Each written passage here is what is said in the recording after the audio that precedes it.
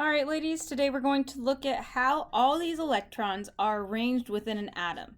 So for an atom to be stable, we have to have our electrons be configured in such a way in which they are stable. Remember that like charges are going to repel against each other. So we've come up with a way to figure out, for the most part, why electrons behave the way they do. So there are three main rules that we end up following to show the electron configuration. All of the electron configuration means is the arrangement of electrons into various orbitals. The three rules are the Aufbau principle, that's our first one. The second one is our Pauli exclusion principle. And finally, Hund's rule, that is our third one. And that's going to tell how to find the electron configuration for any atom that is ever given to you. So first things first, this is how we generally would set up an electron configuration. You see that your 1s is going to be closest to your nucleus, which is down here. And then it is followed by the 2s, the 2p, 3s, 3p, and you can actually follow along this in your periodic table. So let's take a look at a periodic table. So instead of worrying about all those crazy things, we actually have a shortcut that we can take. So here is our S column. Over here all the way to the right is the P block. These transition metals right here, whoops, this is going to be our D block, and down here is our F block. So those all correspond to those different shapes that we were talking about yesterday, and we'll see how to use these different breakups here in a second. But first we want to look at the Aufbau principle. So the Aufbau principle says that electrons are going to occupy the orbitals of the lowest energy first. And so our lowest energy is down here and the highest energy goes up. So the bigger numbers that are next to the letters denote higher and higher energy levels. So anytime you have electrons, you're going to start again with this 1s idea. So if you were to look back at our periodic table, here's our S block. And hey, look, every time that we go down, these period numbers are the same as our numbers that we would use next to the S block. So for hydrogen, for example, its electron is in the 1s block. So let's take a look again at the Aufbau principle, and it shows how there is some energy levels that are a lot higher than that of others. There's also some overlap. So you can see how there's some similarities between 5D and 4F here. However, the 5 says that it's a little bit higher in energy than that of our 4F. So there are some general trends that you're going to notice. However, for the most part, you're going to be increasing energy levels every time that you have a bigger number. Finally, you can have a little bit of overlap with another energy level, and this just happens to help with sharing of electrons. But I'm not concerned about which specific ones are overlapping. That's not a big deal. Just understand that the principal energy levels can overlap with each other and can often play an important role in sharing. Our next one is the Pauli exclusion principle. Now, the Pauli exclusion principle is going to describe how each orbital can only have 2 electrons in it at any time. They have to have opposite spins, and so whenever we are looking at something, think of a school bus. Anytime you're in a school bus, you can only have 2 people sitting in each seat, And of course, you're going to have to put your book bags in opposite spots in order for you to fit correctly. The same goes for electrons. Your electrons are going to have spins that are going to go either clockwise, so the same way that your second's hand goes around a clock, or counterclockwise, meaning they spin in the opposite direction of the way a clock would normally read. So anytime we look at the spin of an electron, we're either going to have an up arrow or a down arrow to show if it's spinning clockwise or counterclockwise. And it's not a big deal to know which one's which. Just know that at any point, whenever they are looking at the same orbital, we have to have paired electrons with different spins. Finally, we get to our third rule, and that is Hund's rule. Hund's rule is not Attila the Hun, which is down here. However, it says that the number of electrons are going to be, they're going to essentially start to space out before they start to pair. So I like to think of it again back to our school bus idea. If there are 3 people on the bus, the likelihood of all 3 of those people sitting together is fairly low. They're probably going to take an individual seat because they have more leg room. There's no worry about backpacks hitting each other. With our Hund's rule, they're going to do the same thing. So if you were to have 3 electrons in 3 orbitals, you're never going to see them start to pair up with each other. Instead, you're going to see them go into individual seats before they would start pairing up.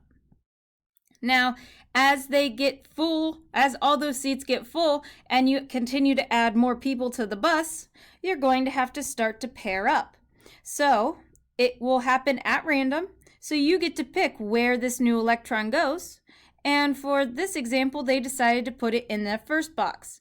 And in that first box, remember, again, because of Pauli exclusion principle, we have to have opposite spins. So here are a couple of our orbital filling diagrams. So we see that the 1s is going to always be filled first, followed by the 2s, then the 2p. And that is just the same as if we were to look back at our periodic table. You would have to fill this row first before you go down to your next row and start to fill it up, and before you fill up this P block. So all of these are following right along with our periodic table. So it's a nice cheat sheet as we go along. So these are just a few different examples. If you want to look at oxygen here, oxygen has 8 electrons. And of those 8 electrons, it's going to have the 1s completely full. And because it's completely full, meaning there are 2 electrons in there, because remember, our s orbitals can only hold 2 electrons, then we have to have an up arrow and a down arrow because of Pauli. Now we hit our 2s spot, and in our 2s again, it is still an s orbital. So the s can only hold 2 electrons. And once again, they have opposing spins. So one's going to be going up and the other one's going to be going down. Now finally, let's look at our p orbital. So each of the 3 p orbitals has 1 electron. So we decided to make them all be up spins, but we have 1 extra electron. Remember, there are a total of 8 electrons in oxygen. So that final electron is going to be going at random into any one of these boxes, and the author decided to put it into this first box. Now because of Pauli, it's going to be a downward spin, and that is going to be the end of our orbital diagram. We've now accounted for all 8 of our electrons, and we have put them into our lowest energy level as possible. All right, so let's give one a shot. So remember that here we have an S block. Over here, we have the P block. In this lovely section is our D block. Sorry, I made it a little bit too short there. And finally, down here is our F block. Okay, so let's try and do the orbital diagram for carbon. So what I like to do is always mark which one I'm going to. So remember, we have to fill our lowest orbitals first. So our first orbital here is the 1s, because it is in our S block. And helium's part of that as well. And we completely fill that because we have not gotten to our carbon yet. So we have the 1s completely full. So that means its electrons are both together and have opposite spins. Now we go to the next level or next row of our periodic table, number 2 here.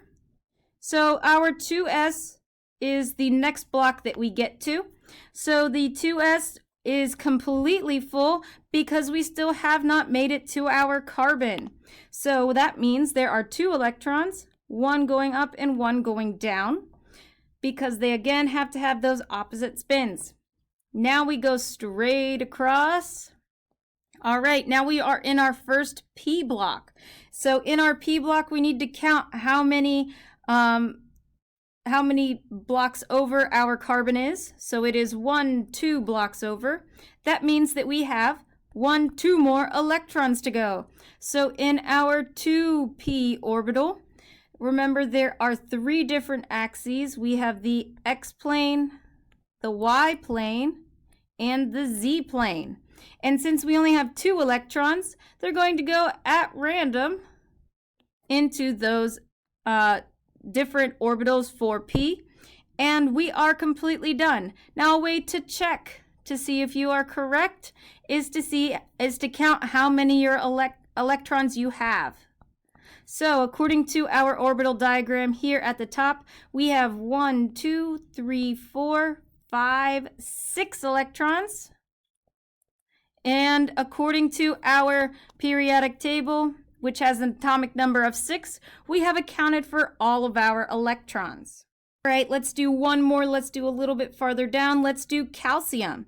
So in calcium, we have to start again all the way at the top here in our 1s block.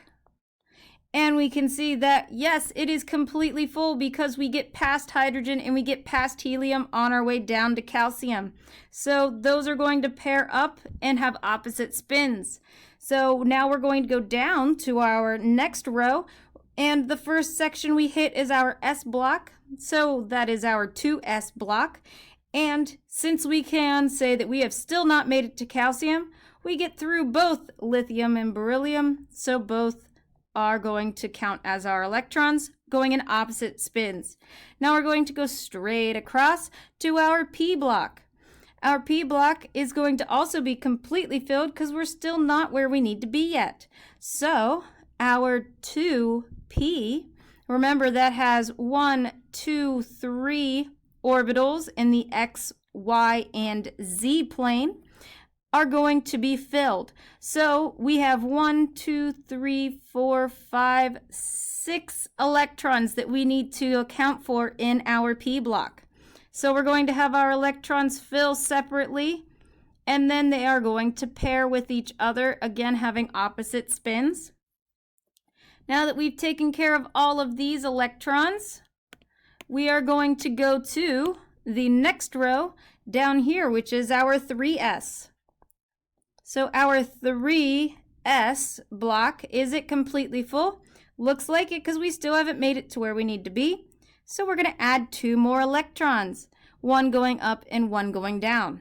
Again, we're going to go straight across, and if we are able to go through all of those different elements before we've reached our magical calcium, we get to add another P block. So 3p is going to have 1, 2, 3, 4, 5, 6 more electrons. And again, that's going to be in the X, Y, and Z plane.